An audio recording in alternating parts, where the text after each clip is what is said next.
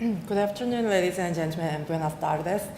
I should have checked that there's like simultaneous interpretation service today, but I just realized it when I came here today. So as long as I prepared in English, I will just deliver my presentation in English, and I guess it's more clear, or I can like understand, or I can deliver what I want to say, just in case of like missing interpretations thing. So today as she introduced, my name is Buyoung Kang, and I'm working for the Korean Ministry of Environment, and I'm currently in charge of like coordinating climate change mitigation related policies over every sector, like transportation, powers, and so on. So I guess that's why I'm here today to present this presentation. Well, I hope you guys have some takeouts from this. First slide, I will start with the familiar things. Even though there are still some people who deny it, but now it's like scientific fact or scientific consensus that human activity is making significant impact on climate change. And as you know, the carbon dioxide level is getting higher and higher, and is at the highest level in 650 years now. And at the same time, the average temperature of the planet is increasing. So it says 7 of 18's hottest summer had happened after 2001. And it's only 2018 now, so it means every single summer after 2001 is one of the hottest summer in the history. It is obvious that climate change is happening here in Korean Peninsula, just like any other places in the world. As you can see, the carbon dioxide level here is a little higher than global average, and is going up and up ever since the first measurement in 1999. And the second chart shows how many nights, heat wave nights we have. It means the nights with temperature over than 25 degrees Celsius. So in 1912, there's only one heat wave night, but 2016, there were 24 nights with overheat. So it means we have hotter summer, colder winter, and more pouring rains, and every different kinds of climate change evidence is happening here in Korea right now. And as you can imagine, when you can see this chart, the emission trade of Korea is growing up after 1990s. Even though the trend is getting stabilized recently, but still going up. Except one time there was the Asian financial crisis in the late 90s. Well, but and this chart, you can the bottom bar is showing the national carbon dioxide emission per capita, and the chart bar over there showing the total national emissions per countries.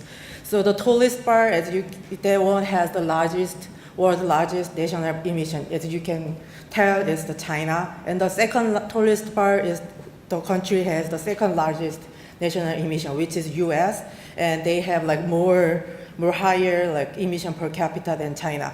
That's how you can read the chart. I was working on it for hours, but I realized it's kind of complicated after I made it, but I wanted to use it, so I put it here. So Korea is over there, so because of two monster emitting countries, it seems like Korea have a little emissions here, but still it's 90s. It ranked 90th largest emission country by 2014, and emission per capita is double more than world average. But okay, I don't know why it got weird, but anyway, but that doesn't emission trend. That doesn't mean that Korean government and its people did not pay any effort or any concern about the climate change. It's actually opposite way. 2009, even though Korea was not the so-called Annex 1 country, we voluntarily announced the national reduction target, which is 30% off from the BAU emission level. And following that, the several significant policies and plans are announced. The Low Carbon Green Growth Act was established in year 2010, and it makes that it makes that as a duty of like government to reduce the greenhouse gas and mitigate the climate change. And follow that, the first time in Asia, the nationwide emission trade system was launched in 2015. And I guess I can say that, if I can say that, we successfully wrapped up the first 3 year of first phase of the ETS last year. And it covers about like 70% of national emission now. And like in year 2015, like on behalf of the supporting the Paris Agreement, Korean government kind of updated and announced new national reduction target, which is like 37% off, lower than BAU emission. So, and then like current government, which is Moon administration, is still standing by with the reduction target that made by last government, because it is our commitment to the global society. But we have been going on really lots of significant changes in climate change related policies. So with that, with keeping, even though we keep with the national reduction target, we are working on revising the roadmap, which is how to achieve the target. That's what my teams are doing right now. And though there's one really important perspective or sharings in my team is like we should secure the consistency among the three areas, which is climate change, air quality, and energy transition. This consistency is really important to implementation the reduction target as well. Especially in Korea, like 87% of like national emission comes from the energy use, and lots of like greenhouse gas emission shares the sources with air pollution like transportation or factories and power plants. So we try to secure the consistencies among the three areas while revising the roadmap. And revising the roadmap is under the one like national agenda. There's like 80 national agendas of like current government, and comprehensive preparation for the post-Kyoto regime is one of them. It covers from the greenhouse gas mitigation to capacity building for adaptation and active engagement in climate negotiation, which is almost every sector of the climate change policies. So under the greenhouse gas mitigation, there's some sub-projected, which is like revision of the roadmap and improve the greenhouse gas inventory and like making better management of the emission trade system. So let's move on the like, new revised roadmap more specifically. Actually, it's still tentative. We are doing like hearings process right now, and it will be. Hopefully it will be end by the end of this month, and it will get like confirmed, but still tentative. Please like understand that. So from the like existing roadmap, as I tell you, we have the reduction target at 37% off from the emission level, which is projected as 851 million ton, and of the 37% of reduction, the 25.7% reduction will be happened in nationally, and another 11.3% of reduction will be by like cooperative approaches like bilateral cooperation or international carbon markets. So there have been a lot of critics about the 11.7% of reduction, because that is not dependent on the like national effort or policy outcomes, but more dependent on the international negotiation that, as you know, no one knows how it will end and when it will end. So Another like important thing that shared in my team is that we have to reduce it as much as we can, like the 11.7%. So this revised roadmap, we proposed that to reduce it up to like 4.5%, which means more reduction domestically. So it means like more higher reduction targets for every sector. Actually, but except energies, because we try to tighten the national energy saving goals and try to bring in several tools. But at the same time, we're revising the greenhouse gas reduction roadmap. We are working on the energy translation to the more eco-friendly and secure energies, which includes the reduce the energy independence on nuclear power. So as you know, it's kind of tricky for the people who like me who are working for the climate change and like greenhouse gas, because nuclear power, even though it has many other like environmental issues, but it has really low, like extremely low emissions. So with that condition, we still try to stay with the current or existing roadmaps, like reduction target in energy. So we speed up the phasing out of our coal system and coal for the power plant. Last year, our government announced that there's no more new coal powered plant in Korea, and we're gonna shut down 10 old ones, which has worse like emission standards, and we will strengthen the emission standard for coal powers like up until year 2022, and that is really important issue right now in Korea. I'm not sure how many you guys are residents here, but last spring there's the fine dust from like China and from the domestic sources was really worse, and like that's one of the main agenda for the government. So as I told you already, like from the view of the consistency, so we try to work on more low carbon, low polluted energies. And the second part is for that, and we also promoted renewable energy up to 30% by year. I'm sorry. That's a misprint. We renewable energy up to 20% by 2030. So it was like 11% last roadmap, like existing roadmap. So we bring it up to by 8% point, up to 20% by 2030. So they will cover up the losing of like nuclear power plant, which is now covers like more than 30% of Korean electricity, and by that.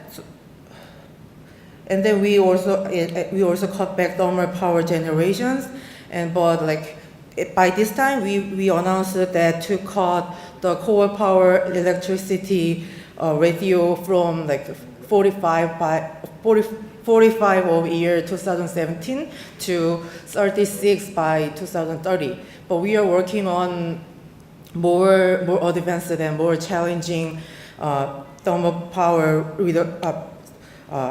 like fossil fuel energies like cutback project.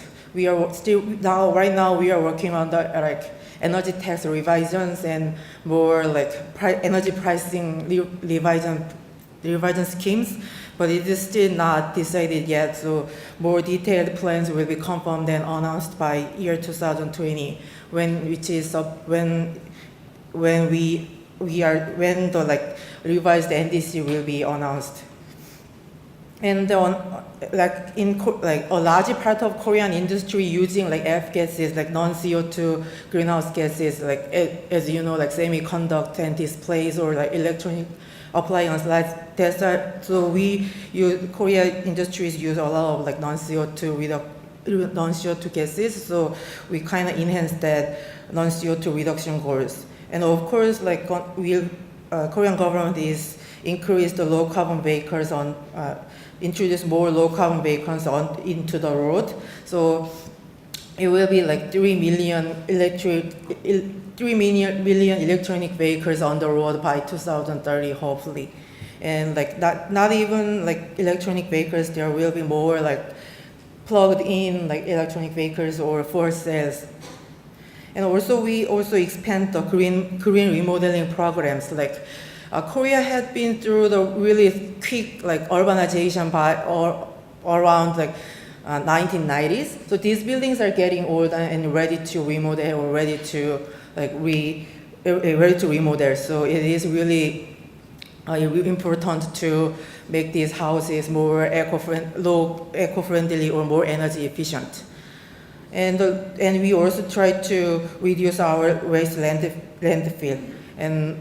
And other thing is like about LULUCF, it was not considered or included as a reduction strategy in last roadmap, but we are thinking about to introduce it just to make better maintenance of like Korean forest and Korean land use. So more important now, it is important to how to secure those plans and how to implement those plans. The Korean government is ready to study or hire every possible tools to implement the reduction targets, like from market approaches to incentives and regulatory approaches. The ETS system is one of example of market approaches, and to make it more like marketly or market friendly, Korean government we are scheduled to increase the ratio of like auctioning. Now like almost like we just grandfathering the emission credits, but we start to auctioning it.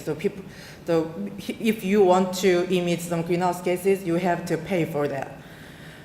And as I told you, we are working on the energy tax revision as well to work to make the energy consumptions like more efficiently and more like low carbon way.